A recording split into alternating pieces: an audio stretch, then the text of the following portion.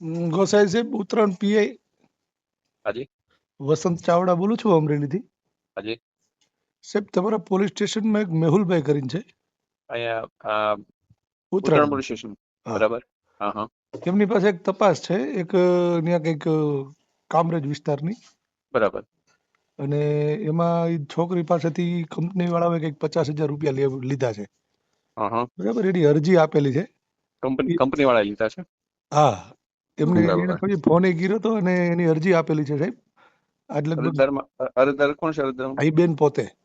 શું નામ કીધું એમનું? 22-25 દિવસ છે. મેહુલભાઈ પૂછજો ને, મને તો એક ભાઈનો ફોન હતો, હું આવ્યો હતો ત્યાં અમરેલીથી, બરાબર. ત્યારે મળ્યો હતો, પણ એ ભાઈ મને મળ્યા નથી. મેહુલભાઈનું એવું કહેવાનું છે, બેયના નિવેદન લીધા પછી, કે ઓલા કંપની વાળા એમ કહે છે કે 30-40 હજાર આપી દે, એ લઈ બરાબર. લ્યો. હા અને એ અરજદારને એવું કહે છે કે આમાં ફરિયાદ નથી થતી. બરાબર ને? મેહુલભાઈ ને કાલના એ લોકો અરજદારે ફોન કરે છે ને હું કરું છું, ફોન ઉપાડતા નથી. બરાબર.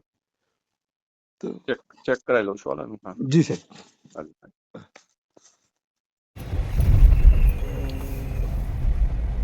આ સુરત ઉત્તરાયણ પોલીસ સ્ટેશનના પીઆઈ સાહેબ હારે આપણે વાત કરી હતી. આ અરજી 22 તારીખે આપવામાં આવી છે, અને ત્યારથી અત્યાર સુધી આની તપાસ આજે મેહુલભાઈ પાસે છે ને, મેહુલભાઈ હાલ અત્યારે અરજદારના ફોન નથી ઉપાડતા, નથી અમારા ફોન ઉપાડતા. અરજદાર હારે વાત કરી તો એણે એવું કીધું કે મેહુલભાઈનું કહેવાનું એમ છે કે એ લોકો 30,000 રૂપિયા આપે, તમે લઈ લ્યો. એટલે મેહુલભાઈને આ છેતરપિંડીની ફરિયાદ શા માટે દાખલ નથી કરવી એ નથી સમજાતું. કેમ કે આમાં 3 દીકરીઓ છે, એટલે 20-60,000 રૂપિયા આપણે ખોટા જવા દેવાના. 60માંથી કદાચ 30નો ભાગ હોય મેહુલભાઈનો, એવું પ્રતીત થઈ રહ્યું છે. એટલે આ પીઆઈ સાહેબને કાલે મેં વાત કરી, પણ પીઆઈ સાહેબે કીધું કે હું જાણી લઉં. જાણ્યા પછી હજી આ બાબતે અમારી સાથે ચર્ચા થઈ નથી, અને મેહુલભાઈએ તો કાયદેસરની દલાલી કરી લીધી છે, એટલે એ કોઈના ફોન ઉપાડતા નથી. તો આ પીઆઈ સાહેબને ફોન કરીને કહ્યો કે આ પોલીસ સ્ટેશનની અંદર સરકારી દલાલો ભર્યા છે કે પછી આ સમાજના રક્ષકો ભર્યા છે. આ વાત જરૂરી છે, કેમ કે અત્યારે આનો અવાજ નહીં ઉપાડીએ ને તો પછી આ 30,000ના ક્યાંક 30 લાખો થઈને ખવાય. એટલે પીઆઈ સાહેબને કહ્યો કે આ મેહુલભાઈની વિરુદ્ધ જે ખાતાકીય પ્રક્રિયા થતી હોય એ કરે, અને અરજદારની ફરિયાદ દાખલ કરી અને જે તે આ ફ્રોડ કંપની છે એના ફ્રોડ લોકોને હાજર કરે. હાલો હાલો, હા બોલો. મેહુલભાઈ, હા કેટલા ફોન કર્યા તમને? હે કેટલા ફોન કર્યા છે? એટલે ફોન ભાઈ સાયલેન્ટ હતો, બોલો ને. લાઇબ્રેરી સાયલેન્ટ તો કાલનો સાયલેન્ટ છે ફોન તમારો? બોલો ને. ઓલી અરજીમાં ફરિયાદ કેમ દાખલ નથી કરતા તમે? કઈ અરજીમાં? ઓલી બેન ની ઓલા 50,000 રૂપિયા ઓલા કંપની વાળા લઈ ગયા એમાં. કંપની વાળી? હા, 22 તારીખની અરજી છે. મેટર હું છે, મને જરા સમજાવો, ખબર પડે. 22 તારીખની અરજી છે. કામરેજ સાઈડ ઓલો કોઈ મકાનની અંદર ઓલો કઈક કંપની લઈને કરીને બેઠા છે, અને એને ઓલી છોકરીઓ પાસેથી 50,000 રૂપિયા લીધા છે.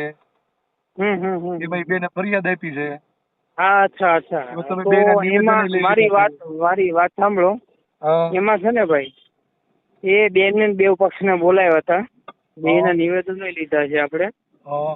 પેલો પણ થોડા ઘણા પૈસા આપવા તૈયાર છે, બાકી અમારે પૂરા પૈસા જોઈએ છે. પણ પૂરા જ જોઈએ ને, થોડા ઘણા હું કામ લેવાના? તો પણ એમાં તો પછી સિવિલ મેટર થાય છે, કોર્ટની મેટર યાર. 420 થાય છે, કોર્ટની મેટર નથી થતી. 420 એમાં નથી, સિવિલ મેટર બને છે.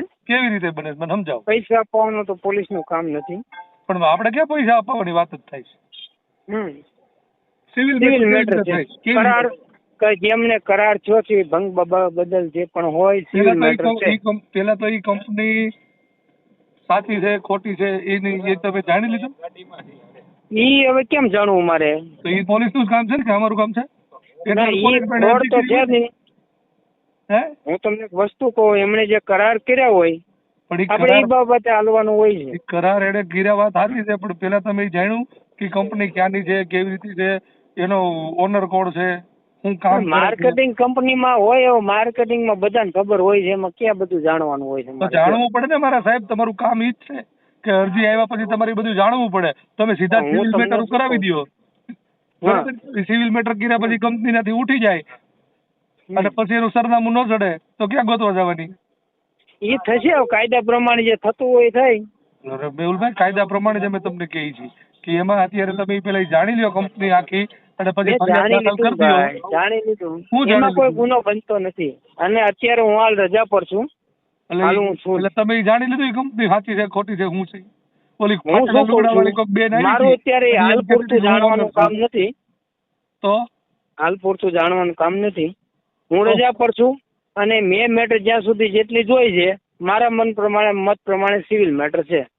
એટલે પણ તો અને કેવી એમને રીતે થાય છે કોર્ટની અમને કાર્યવાહી સમજાવો. કરવાની સમજ એમને ત્યારે જ મેં કીધું હતું, ભાઈ તમારે પતે તો અંદર અંદર પતાવો, નહીં તો પછી કોર્ટમાં જવું પડશે. એટલે તમે ફરિયાદ દાખલ નહીં કરો એમ? ફરિયાદ એમાં કોઈ મારા હિસાબે ગુનો બનતો નથી ભાઈ. તો પણ સમજાવો કેમ નથી અત્યારે બનતો જે ઈ? ત્યાં હોય એ મારે, તમે કોણ? હું વસંત ચાવડા, સામાજિક કાર્યકર, અને હું આ દેશનો નાગરિક, એટલે હું તમને પૂછું અને તમારે જવાબ દેવો પડે. હા, તમે કોણ એટલે હું? વસંતભાઈ, મારે ફરિયાદીને જવાબ દેવાનો હોય. એટલે અમને ન દેવાનો એમ? ના, તમને કોઈ હે? દેવું મને એટલે તમે નોકરો અમારી નીચે કરો છો? શું? અમે તમારા સાહેબ છીએ, એ ખબર છે ને? પેલા તો વસંતભાઈ સંવિધાન વાંચ્યું છે તમે? વ્યવસ્થિત વાત કરો ને તો કંઈક વ્યવસ્થિત મજા આવે કેમ વાત ન કરો કરવાની. છો? તમે ગુસ્સે ચડાવો છો ને એટલે કેવું પડે છે. હું ચડાવ્યા? તમે ગુસ્સે ચડાવો છો ને એટલે કેવું પડે, બાકી વાત એટલે ભાઈ કોઈને અમારે ગુસ્સે ચડાવવાનો તો પછી હોતો મેં તમને નથી. જે અમારે કીધું કામ મેં કરવાનું તમને હોય છે. કીધું જે તપાસ કરવાનું એ તપાસ કેમ તમે નથી કરતા? તમે એમ કે મારે જોવાનું છે એટલે તમારી પેઢી હાલે છે ત્યાં તમારે જોવાનું. ભાઈ હું તમને શું કઉ છું, હું? કે પેઢી વસંતભાઈ એક આ પેઢીની એ વાત નહીં કરવાની. અરે તો પછી કાયદેસર નોકરો કરો છો ને તો જે ભાઈ, કરવાનું છે એ કરો. એમાં તો ફરિયાદ દાખલ થાય છે. વસંતભાઈ, તમે હાથ એમ કહો કે સિવિલ એક આ થાય, નોકરો કેમ સિવિલ થાય છે તમે સમજો. પ્લીઝ વ્યવસ્થિત વાત કરો. સિવિલ મેટર કેવી રીતે થાય છે સમજાવો મને. એ મારે તમને સમજાવવાની જરૂર નથી. અરે બેનને સમજાવવું આવશે, હું પડે. લેખિતમાં આપી દઈશ. હે? અત્યારે હું રજા પર છું, અત્યારે તપાસ બીજા પાસે છે. હા તો હવે કાંઈ વાંધો જો મારી નહીં, પાસે જવાબ હશે ને દેતો તો ફરો હું તમને તમારા લેખિતમાં આપી અધિકારીઓને દઈશ. બધાને. હા હા. હા.